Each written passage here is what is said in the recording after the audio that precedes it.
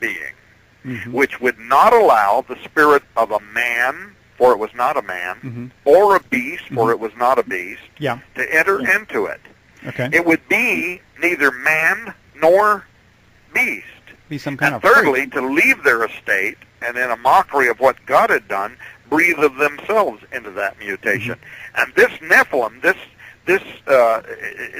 creation that they made, was exactly what the ancient record tells us, that they literally accepted the potential judgment of God and came to the earth, blended something God had not made, went against his law, and because now this thing was soulless, they infused themselves into it, and that's the record. That's what they did. That's exactly what these records tell us. That they did this, and that's why they did it, because they had to make something that would be part human, part animal, part angel, into which they could extend themselves, and they were judged by God, and according to the New Testament, the originators, these watchers who did this, and their offspring was the Nephilim, they are reserved in everlasting chains of judgment, receiving a judgment for which no other creation has ever been given. But they were given that because they were willing to do that. And this is in the book of Peter. It's in the book of in the books of Enoch. The record is clear, and that's exactly why they did it. It took me a long time, by the way, to wrap my mind around why they had to do what they did. But once the light came on, it made perfect sense to me, because now we're talking about a being that was not something God made. Therefore, it didn't have the spirit of anything that came from God or the soul that came from God. They infused themselves with it, and these ancient records tell us extraordinary things, that they had levels of perception, not just into the human three-dimensional reality. They had animal modes of perception, and even perception of angels, the ability to peer into the angelic or the demonic realm. Well, I know I've gone on and on, but the thing is, today, you see this parallel now between what the Watchers did and modern biotechnology, where new life forms are being created through the blending of species, and this ethical question that's being asked mostly by Jewish theologians who are asking, do these things even have a soul? And if they don't have a soul, what are they?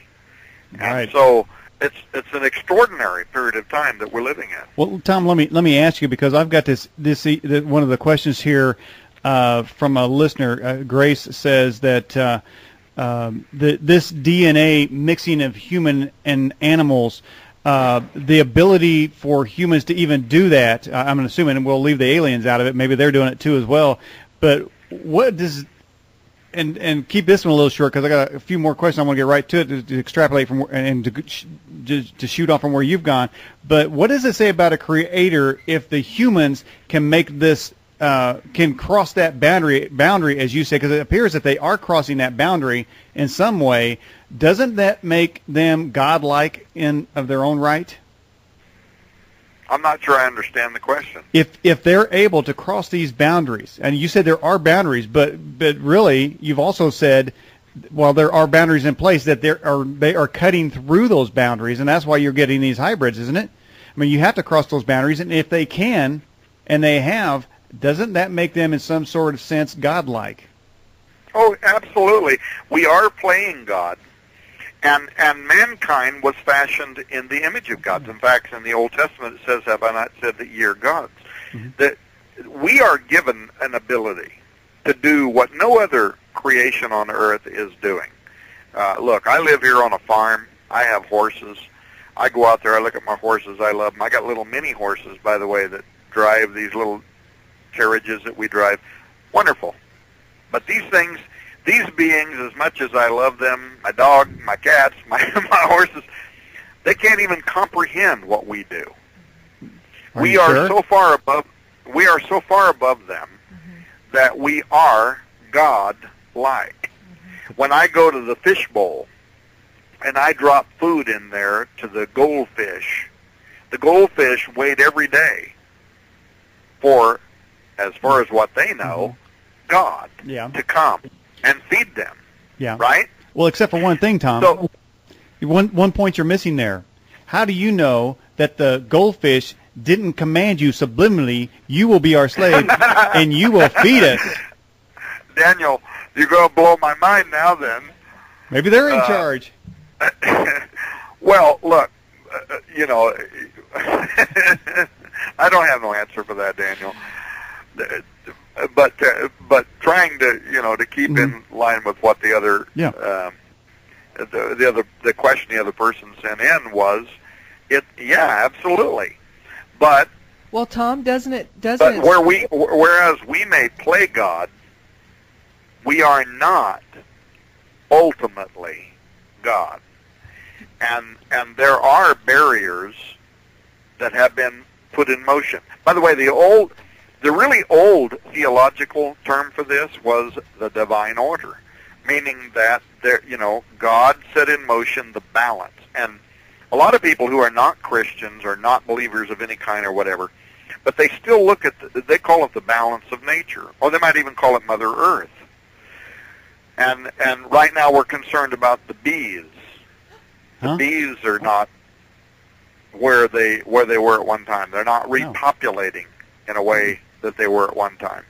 And there's a question out there right now about the bee population, that maybe they're disappearing as a result of genetically modified crops, and the effect that this is having on the pollen and other things that affect the bee population. And when I look at genetically modified crops, I mean, you and I think we did a show one time before this. I've done a lot of shows on this, where they do things that are not anticipated, and they may offset the balance of nature, excuse me, in a way that may not impact us today, but that may in fact impact us in the future, and definitely impact our children, in that it begins throwing off the balance of nature. Now, you don't have to be a person of faith to understand that.